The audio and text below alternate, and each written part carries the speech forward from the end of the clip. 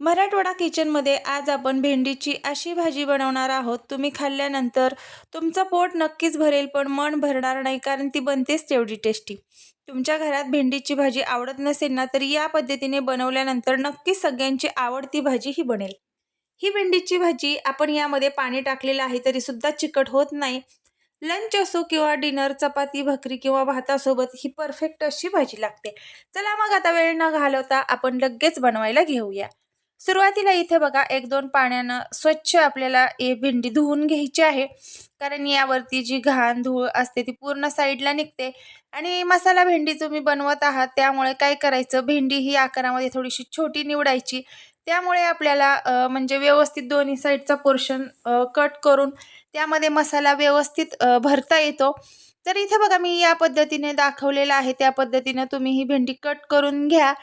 अशा पद्धतीने कट करून घेतल्यामुळे व्यवस्थित असा, ज्या पद्धतीने आपण वांग्याची भाजी म्हणा किंवा शिमला मिर्च बनवतो त्या पद्धतीने यामध्ये आपल्याला मसाला भरून घ्यायचा आहे.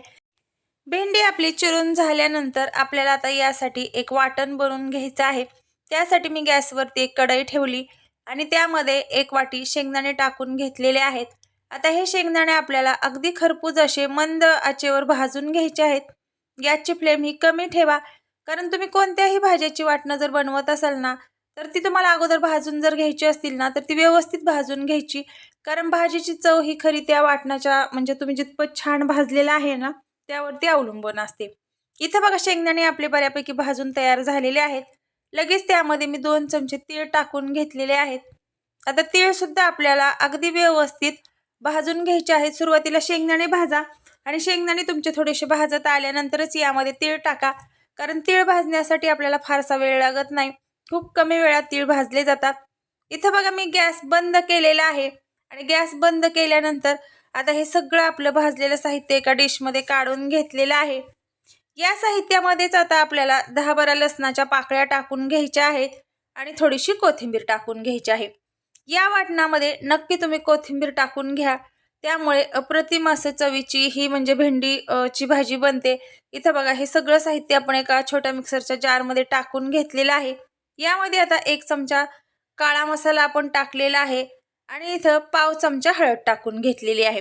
चवीनुसार मीठ टाकलेलं आहे. पाव चमचा धना पावडर टाकून घेतलेली आहे. आता सगळं आपल्याला हे मिक्सरला बारीक करून घ्यायचं आहे. पाण्याचा अजिबात यामध्ये वापर करायचा नाही. हे वाटण फ्रीज बाहेर सुद्धा अगदी आरामात 10 ते 15 दिवस टिकतं. कारण यामध्ये आपण पाण्याचा वापर केलेला नाही. थोडीशी कोथिंबीर टाकलेली आहे आणि फ्रीजमध्ये फार काळ हे साहित्य टिकून राहतं. आता बघा आपल्याला काय करायचं आहे, जो मसाला तयार करून घेतलेला होता ना, तो आपल्याला भेंडीमध्ये स्टफिंग करून घ्यायचा आहे. ज्या पद्धतीने तुम्ही वांग्यामध्ये किंवा मग शिमला मिरचीमध्ये किंवा इतर ज्या काही अशा भरून भाज्या बनवतात ना, त्याच पद्धतीने इथं आपल्याला हे साहित्य भरून घ्यायचं आहे. हे वाटण तुम्ही इतर भाज्यासाठी सुद्धा वापरू शकता.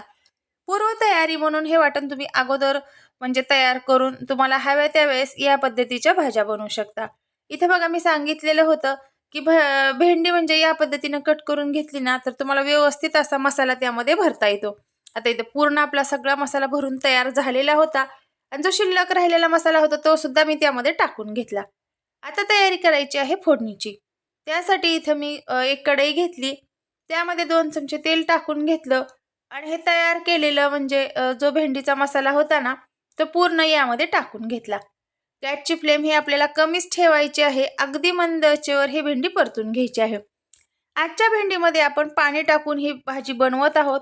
जर तुम्ही पाणी टाकलं ना, तर भेंडी नेहमी चिकट बनते. पण या पद्धतीने बनवल्यानंतर अजिबात तुमची भेंडीची भाजी चिकट होणार नाही. कारण जे आपण यामध्ये पाणी टाकतोय ना, ते कोमट करून पाणी टाकलेलं आहे. तुम्ही भेंडीची भाजी बनवताना नक्की त्यामध्ये कोमट पाण्याचा वापर करा. अजिबात चिकट होत नाही.